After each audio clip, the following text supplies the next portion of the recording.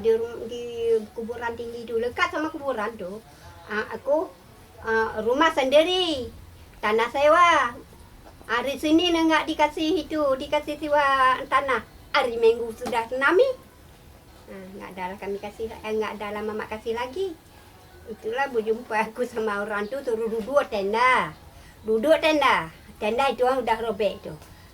Kalau orang duduk tenda ada barak. Kalau orang duduk barak ada rumah kan duduk. Ya ada betul. Betul. Ada barak kan? Udah pada awal lah.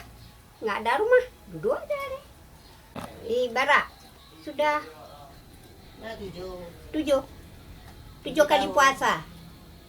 Aku pulang ke sana suluk itu aku kunci, aku gombok. Ini ada tinggal orang itu dah hilang pula jam itu dibawa.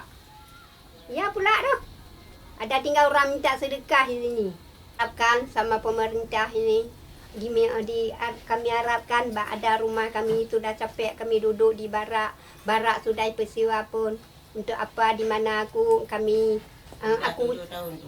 cari kerja lagi, enggak ada kerja. Kalau pergi ke pasar dulu ya ada bersih bawang, bersih alik cabai, bersih kunyit. Kini enggak ada. Waktu pergi tu enggak ada.